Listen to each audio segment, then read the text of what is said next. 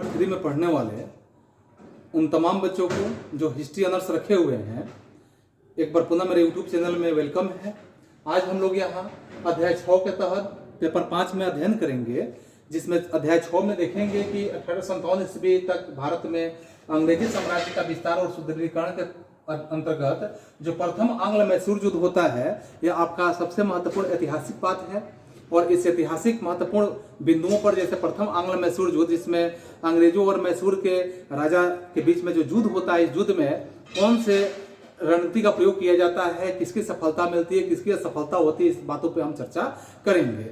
जैसे हम देखेंगे कि प्रथम आंग्ल मैसूर युद्ध में जैसे हैदर अली और अंग्रेज के बीच में संबंध पहले से ही अच्छा नहीं था, और संबंध अच्छा नहीं होने के कारण इसके कई कारण हो सकते थे, या कई कारणों को हम अलग अलग जिक्र कर सकते हैं कि अगर किसी से संबंध आपका अच्छा नहीं हो, आप ही मान लीजिए, अपने आप को समझिए कि अगर आपका संबंध अच्छा नहीं हो तो एक कारण से आपका संबंध अच्छा नहीं हो सकता है। कई बातें हो सकती है, उससे विचारधारा नहीं मिलेगी, वैमनस्य की भावना होगी, कई बातें उसमें हो सकती है। वैसा ही हम देखेंगे कि जैसे हम प्रथम स्थिति में देखें कि ये संबंध अच्छा नहीं होने का प्रथम कारण क्या था कि कर्नाटक का यानी अर्काट का, अगर हम देखें कि अर्काट का नवाब जो थे मोहम्मद अली, अंग्रेजों के संरक्षण के निमंत्रण में था, यानी अंग्रेज जैसे चाहते थे वैसा ही वह उस नियंत्रण में अपना काम करता था।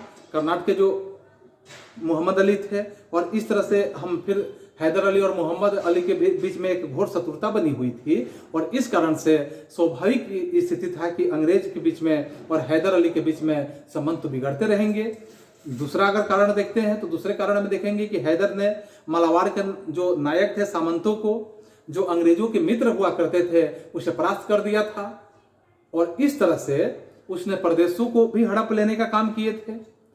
तीसरा बात अगर हम समझें तो हैदर अली की बढ़ती हुई शक्ति अंग्रेजों के लिए ईर्ष्या का कारण बन चुका था। अंग्रेज नहीं चाहते थे कि हैदर अली की शक्ति की वृद्धि हो।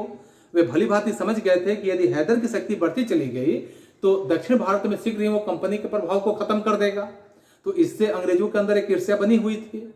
इस तरह अगर हम कहें कि अंग्रेजों के बीच में अंग्रेजों ने षड्यंत्र को यहाँ कुचक्र का सहारा लेने का काम किए। शीघ्र ही अंग्रेजों के बीच में, मराठों के बीच में और हैदराबाद के निजाम का संयुक्त मोर्चा हैदर के विरुद्ध में तैयार हो चुका था, और हैदर ने बड़े ही धैर्य से ऐसे कूटनीति का काम भी लिया। हैदर भी यहाँ घबराया नहीं, उसने भी धैर्य का सामना किया, और उसने मराठों को 35 लाख रुपये देने का वचन दे दिया, और उन्हें त्रिकुट से अलग भी कर दिया। अब निजाम और अंग्रेज बच गए, निजाम और अंग्रेज एक साथ रह गए। तो अप्रैल 1767 ईस्वी में निजाम ने जनरल जोसेफ स्मिथ के नेतृत्व में क्या किया कि यहाँ जनरल जोसेफ स्मिथ के नेतृत्व में सेनापति में मैसूर पर आक्रमण कर दिया। और इस समय कर्नाटक के नवाब जो थे मोहम्मद अली के भाई जैसे महफूज खां हैदर अली से वो मिल चुके थे, और खासकर उसने निजाम को भी 2 गुट में अलग कर दिया। निजाम हैदर अली से भी जाकर मिल गया। अब अंग्रेज जो थे वहां अकेले स्थिति में बच गए, और अंग्रेज, क्योंकि हैदर अली यहाँ कूटनीति का सहारा ले रहा था जैसे अंग्रेज सहारा ले रहे थे, तो अंग्रेज अकेले बच गए। फिर भी जनरल स्मिथ ने क्या किए कि सितंबर 1767 ईस्वी में जो चैगामा जगह था, चैगामा घाट और त्रिनोमाली में हैदर अली तथा निजाम की संयुक्त सेना को पराजित कर दिए। निजाम ने पुनः हैदर का साथ छोड़ दिया और अंग्रेजों से जाकर मिल गए। ऐसे स्थिति में उसने अंग्रेजों के साथ संधि के अनुसार अंग्रेजों और कर्नाटक के नवाब थे, हैदर के विरुद्ध में सहायता देने का वचन कर दिए। निजाम ने हैदर को विद्रोही, और अगर कहा जाए कि विद्रोही और अपहर्ता तक कह देने में अगर कहा जाए तो कहीं भी वह संकोच नहीं मन में लाया।